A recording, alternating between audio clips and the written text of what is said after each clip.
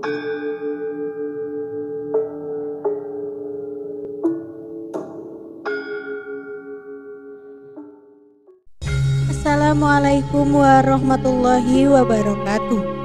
Kembali lagi dengan saya di channel Babat Nusantara. Kali ini saya akan membawakan cerita tentang Jagat Wanodya. Rahayu Sagung Paratitah para Wanodya.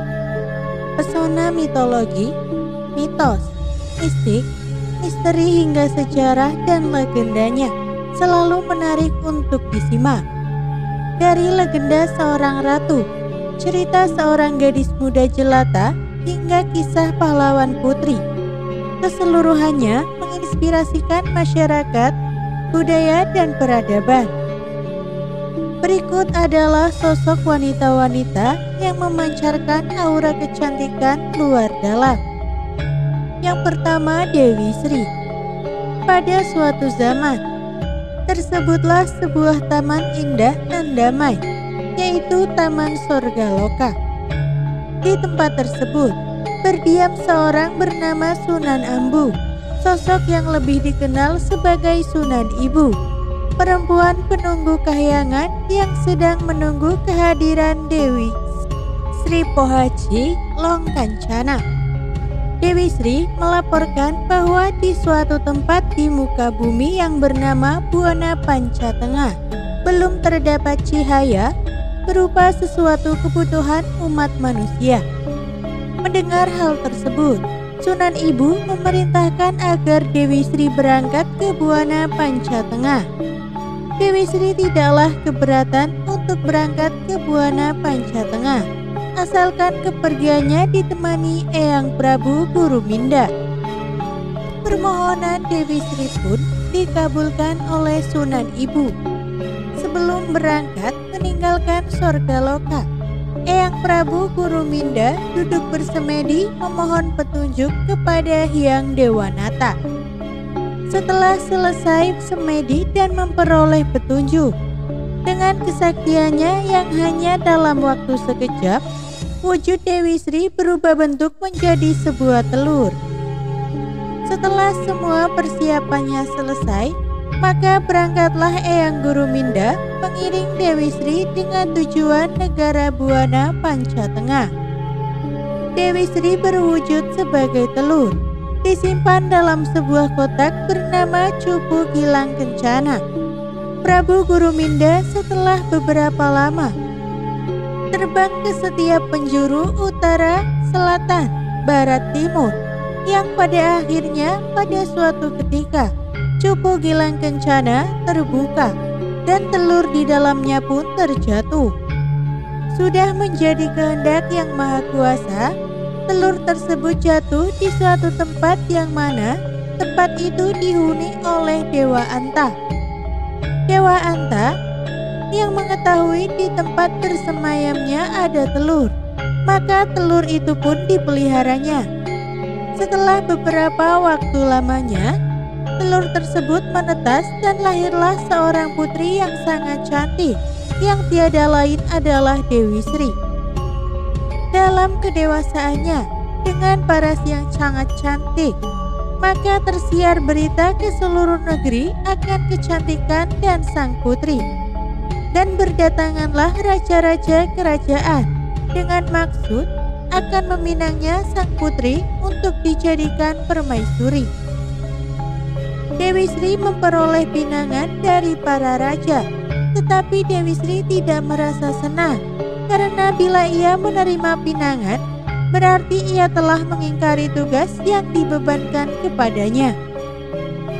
Kepada setiap raja telah dijelaskan bahwa maksud kelahirannya itu bukan semata-mata untuk mencari bakal suami, namun untuk melaksanakan tugas dari Sunan Ibu di Taman Sorgaloka, yaitu untuk menganugerahkan cahaya kepada negara gelar Buana Panca Tengah. Namun, walaupun penjelasan telah disampaikan, pinangan terus-menerus berdatangan dan oleh karenanya, pada akhirnya Dewi Sri menderita tekanan batin dan jatuh sakit. Semakin lama, Sakit yang diderita Dewi Sri semakin parah, dan tibalah suatu saat sang putri menyampaikan amanat terakhir. Bila tiba saat aku meninggal dan bila kelak aku sudah disemayamkan, akan terdapat suatu keanehan-keanehan pada pusaraku.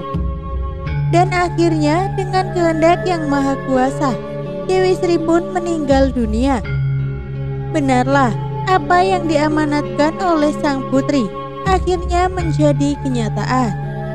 Dikisahkan pada suatu hari, ada kakek nenek yang sedang mencari kayu bakar dan sekedar mencari bahan makanan untuk bekal hidup berdua. Suatu ketika, kakek dan nenek mendapatkan sebuah pusara yang telah ditumbuhi oleh tumbuh-tumbuhan yang belum pernah ia temui. Pada bagian kepala tumbuh pohon kelapa, pada bagian tangan tumbuh pohon buah-buahan, pada bagian kaki tumbuh pohon ubi, sedangkan pada bagian tubuhnya tumbuh pohon aren. Dan suatu tumbuhan yang sangat aneh dan belum pernah selama ini kakek dan nenek menemukannya. Dan baru kali ini ia melihatnya. Adalah serangkai tumbuhan berdaunan bagus, berbuah masih hijau, berbulu bagus pula. Maka muncul niat kakek nenek untuk memelihara tumbuhan aneh tersebut dan dibersihkannya pusara dan sekitar tumbuhan tersebut. Demikian dari hari ke hari, minggu ke minggu, dengan penuh kesabaran dan ketekunan, tumbuhan itu dipeliharanya. Tak terasa waktu berjalan terus hingga menjelang bulan kelima. Buah yang hijau tadi telah penuh berisi, sehingga buah yang setangkai itu merunduk karena beratnya. Dengan penuh kesabaran dan keyakinan lagi, ingin mengetahui sampai di mana dan apa sebenarnya tumbuhan yang aneh itu. Setelah beberapa lama menjelang bulan ke-6, ditengoknya kembali tumbuhan tersebut, dan ternyata butir-butir buah tadi berubah menjadi menguning dan sangat indah nampaknya. Setelah keduanya termenung, maka timbullah niat untuk memetiknya. Sebelum dipetik, buah tadi dicicip terlebih dahulu dan ternyata isinya putih dan terasa manis.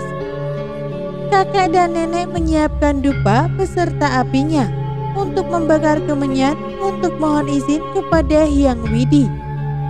Selesai upacara membakar kemenyan, ditebaslah tumbuhan yang dimaksud, dan alangkah terkejutnya kakek dan nenek itu karena pada tangkai yang dipotong tadi mengeluarkan cairan bening serta harum. Namun bagi kakek dan nenek tidaklah menjadi penyesalan, karena disadarinya bahwa kejadian ini sudah menjadi kehendak yang maha kuasa. Namun timbul kemudian niatnya untuk menanamnya kembali, dan butir-butir buah tadi ditanamnya kembali sekitar pusara Dewi Sri. Keajaibannya pun terjadi kembali, karena dengan seketika itu butir-butir tadi tumbuh dan sudah berbuah kuning pula. Kakek dan nenek langsung menebasnya, dan seketika itu pula lah ditaburkannya butir-butir itu. Demikian terus kejadian itu berulang, sehingga terkumpullah ikatan butir-butir buah kuning banyak sekali. Atas kejadian ini, kakek dan nenek menjadi bingung karenanya. Memperoleh hasil sangat berlimpah dalam waktu sekejap dari asal buah setangkai. Lagi pula, apa yang mereka miliki belum tahu apa dan buah apa, terlebih namanya pun belum ada. Demikian, karena kakek dan nenek dalam kebingungan, bahkan belum mendapat keputusan untuk memberinya nama, sehingga tiba-tiba nenek mengusulkan bahwa berhubung kakek dan nenek selalu bingung, tidak bisa ada keputusan dan sukar untuk memilih, yang di dalam bahasa Sunda disebut paparelean, maka disebutlah buah itu dengan nama pare atau padi. Yang kedua, Kanjeng Ratu Kidul, penguasa Laut Selatan yang selama ini dimaksud. bukanlah Nyi Roro Kidul, tetapi Ibu Kanjeng Ratu Kidul. Kanjeng Ratu Kidul adalah merupakan penguasa di Laut Selatan. Sedangkan Nyi Roro Kidul adalah patihnya, dan selama ini bencana dan mara bahaya adalah ulah dari kenakalan Nyi Roro Kidul. Tapi selama ini dianggap penguasa Laut Selatan yang bikin olah, seolah-olah seorang pembantu menyalahgunakan nama tuanya, atau anak bikin ulah ibu yang namanya tercoreng. Maka Kanjeng Ratu Kidul dan Nyi Roro Kidul adalah dua pribadi yang berbeda. Di Jawa Barat, penguasa Laut Selatan adalah seorang putri dari kerajaan Pajajaran bernama Dewi Kandita. Karena sesuatu hal, putri cantik ini meninggalkan keraton kemudian bertapa di Laut Selatan. Cerita versi Yogyakarta lain lagi. Penguasa Laut Selatan yang dikenal sebagai Ratu Kidul adalah Dewi Retno Dumila, seorang putri Adipati Madiun yang kemudian diperistri Panembahan Senopati, penguasa kerajaan Mataram pertama. Kepercayaan masyarakat terhadap penguasa Laut Selatan sampai sekarang masih ada. Tapi ada beberapa versi yang menyangkut legenda itu. Di Jawa Barat, penguasa Laut Selatan adalah seorang putri dari kerajaan Pajajaran bernama Dewi Kandita.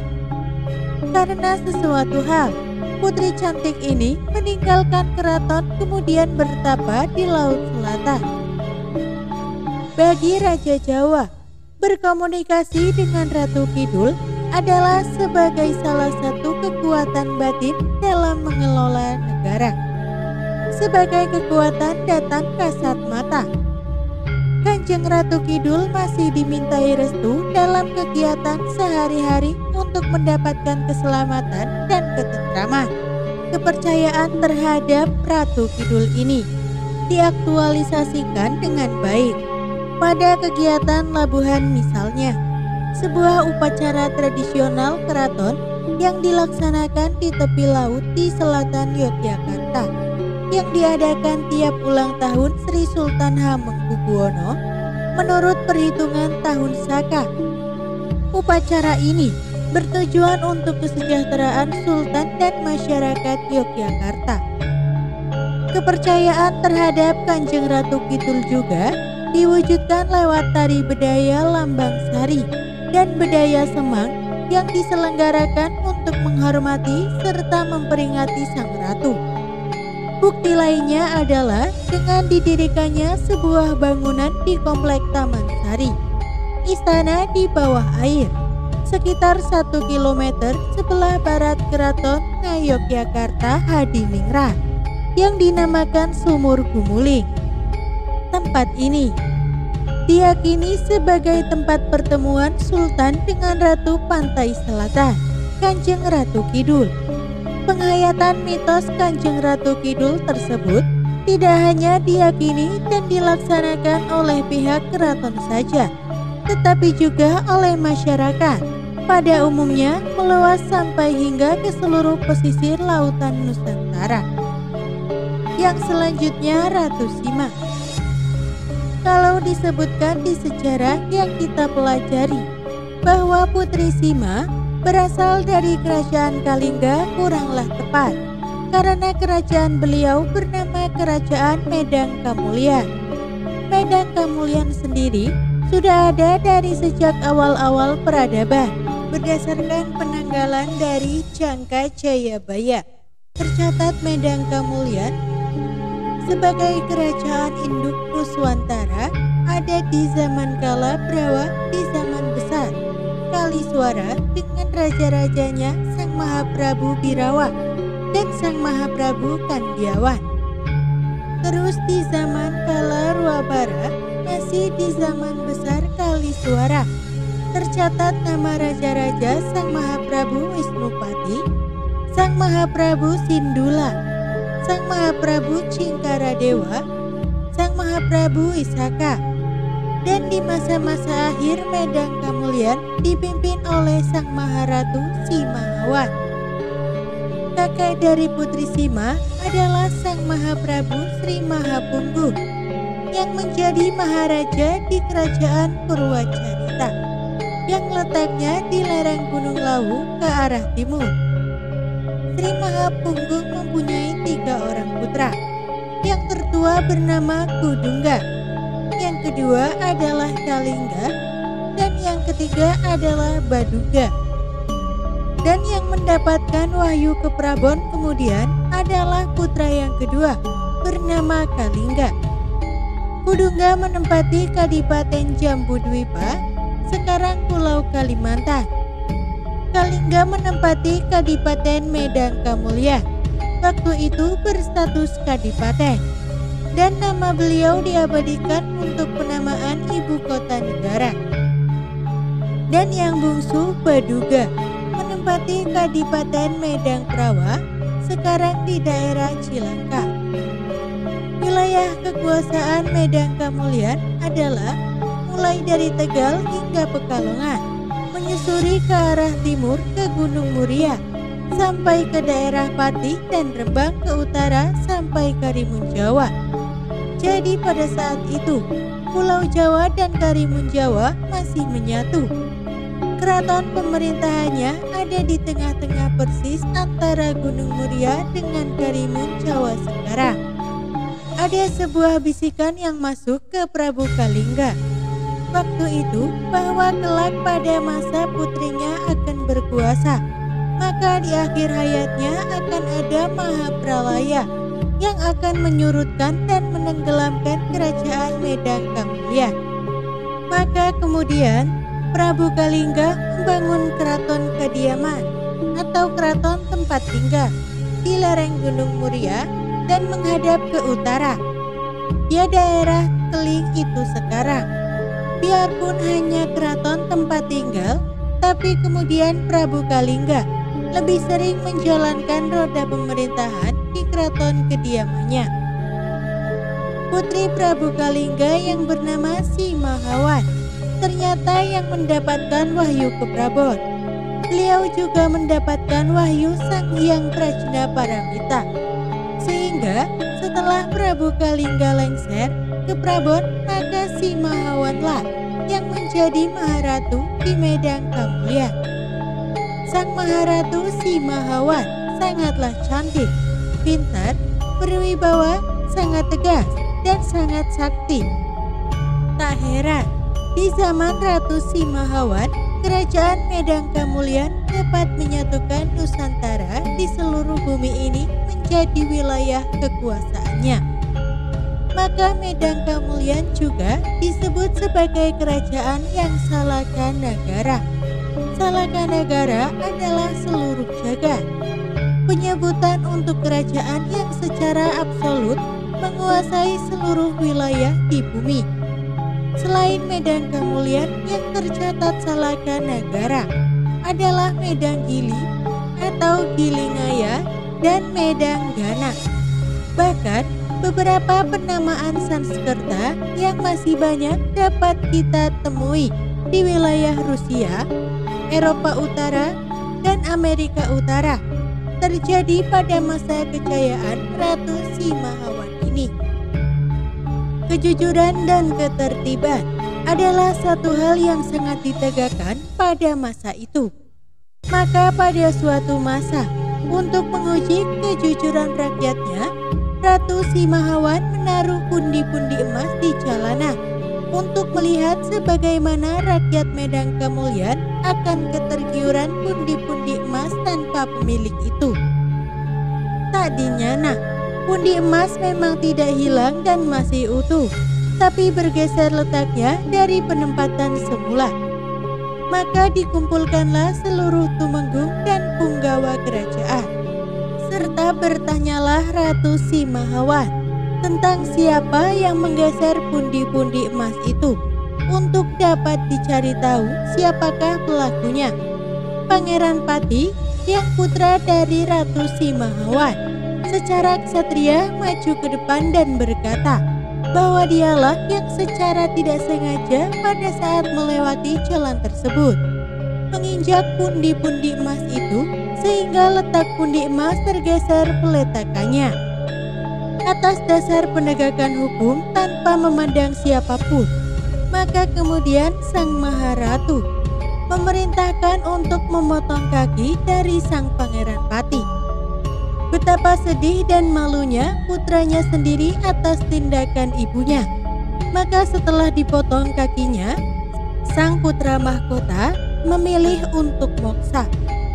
Tak lama setelah peristiwa itu, langit medan kemuliaan gelap mendadak, petir menyambar-nyambar dan suasana sangat mencekam, yang menyadarkan Ratu Simahawan atas kehilafan tanpa dasar kebijaksanaan atas tindakannya kepada putra kandungnya sendiri. Ratu Simahawan segera beranjak ke sanggar Pamujan di mana telah menunggu Batara Narada yang turun langsung dari kayangan Jonggiri Saloka. Marahlah Batara Narada kepada Ratu Simahawan atas tindakan tersebut, dan atas tindakan tersebut Ratu Simahawan dan Kerajaan Medan Kemuliaan harus surut. Menyadari kesalahan yang diperbuat, maka Ratu Simahawan meminta waktu 3 hari kepada Batara Narada untuk membereskan semua permasalahan yang harus diselesaikan, dan itu disetujui oleh Batara Narada.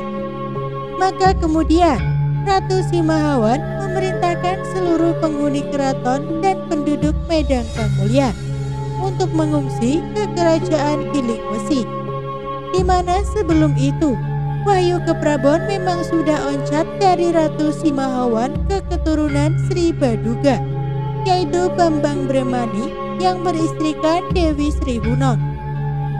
Setelah proses 3 hari pemindahan rakyat, maka kemudian dengan menggunakan ajian sepi angin, Putri Sima menuju ke Candi Selarong, sebuah candi di daerah Bantul yang dibangun 3 bulan sebelumnya. Di depan candi, di sebuah watu gilang, setelah mengganti semua busana kebesaran dengan jubah serba putih, duduk dengan sempurna di atas watu gilang, moksalah Putri Sima. Bersamaan dengan moksanya beliau, meletuslah Gunung Muria dan memenggal sepertiga puncaknya. Jadi yang sekarang tinggal 2/3 dari ketinggian aslinya, dan menutupi bekas keraton kediaman di Keling. Hujan meteor di mana-mana dan meluapnya lautan yang segera menyurutkan Kerajaan Medan Kemuliaan, yang mengakibatkan sekarang Pulau Jawa terpisah dengan Pulau Karimun Jawa. Selanjutnya Roro Jonggrang. Alkisah, pada zaman dahulu kala terbentuk satu buah kerajaan yang begitu besar dengan nama Prambanan. Rakyat Prambanan begitu damai serta makmur di bawah kepemimpinan raja yang dengan nama Prabu Baka. Kerajaan-kerajaan kecil pada wilayah sekitar Prambanan pun begitu tunduk serta menghormati kepemimpinan Prabu Baka. Sementara itu, di lain tempat terdapat suatu kerajaan yang tidak kalah besarnya, yaitu Kerajaan Pengging. Kerajaan itu dikenal begitu arogan serta kepingin selalu memperluas wilayah kekuasaannya. Kerajaan Pengging memelihara satu orang kesatria sakti yang dengan nama Bondowoso. Dia memiliki senjata sakti yang dengan nama Bandung, hingga Bondowoso dikenal dengan sebutan Bandung Bondowoso. Sampai suatu saat, Raja Pengging yang arogan memanggil Bandung Bondowoso. Raja Pengging tersebut lalu memerintahkan Bandung Bondowoso untuk menyerang ke Kerajaan Prambanan. Keesokan harinya, Bandung Bondowoso memanggil bala tentaranya yang dalam bentuk jin untuk berkumpul serta langsung berangkat menuju Kerajaan Prambanan. Setibanya di Prambanan, mereka lantas menyerbu masuk ke dalam istana Prambanan. Prabu Baka serta pasukannya kalang kabut dikarenakan mereka kurang persiapan. Akhirnya, Bandung Bondowoso sukses menduduki kerajaan Prambanan, serta Prabu Baka tewas dikarenakan terkena senjata Bandung Bondowoso. Kemenangan Bandung Bondowoso bersama pasukannya disambut gembira oleh Raja Pengging. Lalu Raja Pengging pun mengamanatkan Bandung Bondowoso untuk menempati istana Prambanan serta menguras segala isinya, termasuk keluarga Prabu Baka. Pada saat Bandung Bondowoso berada di istana kerajaan Prambanan, ia melihat salah satu wanita yang begitu cantik jelita. Wanita itu ialah Roro Jonggrang, putri dari Prabu Baka. Ketika melihat Roro Jonggrang, Bandung Bondowoso mulai jatuh hati. Dengan tiada berpikir panjang, Bandung Bondowoso lantas memanggil serta melamar Roro Jonggrang. Roro Jonggrang bersedia dinikahi oleh Bandung Bondowoso, tetapi sebelumnya ia mengajukan dua syarat yang mustahil untuk dikabulkan. Syarat pertama adalah ia meminta dibuatkan sumur yang dinamakan Sumur Jalatunda. Syarat kedua adalah sang putri meminta Bandung Bondowoso untuk membangun 1000 candi untuknya. Meskipun syarat-syarat itu teramat berat dan mustahil, namun Bandung Bondowoso menyanggupinya. Untuk mewujudkan syarat itu, sang pangeran bersemadi dan memanggil makhluk halus, jin, setan, dan dedemit dari dalam bumi. Dengan bantuan makhluk halus ini, sang pangeran berhasil menyelesaikan 999 candi. Ketika Roro Jonggrang mendengar kabar bahwa 1000 candi sudah hampir rampung, sang putri berusaha menggagalkan tugas Bondowoso. Ia membangunkan dayang-dayang istana dan perempuan-perempuan desa untuk mulai menumbuk padi. Ia kemudian memerintahkan agar membakar jerami di sisi timur, mengira bahwa pagi telah tiba dan sebentar lagi matahari akan terbit. Para makhluk halus lari ketakutan, bersembunyi masuk ke dalam bumi. Akibatnya, hanya 999 candi yang berhasil dibangun oleh Bandung Bondowoso dan telah gagal memenuhi syarat yang diajukan Roro Jonggrang. Ketika mengetahui bahwa semua itu adalah hasil kecurangan dan tipu muslihat Roro Jonggrang, Bandung Bondowoso amat murka dan mengutuk Roro Jonggrang menjadi batu.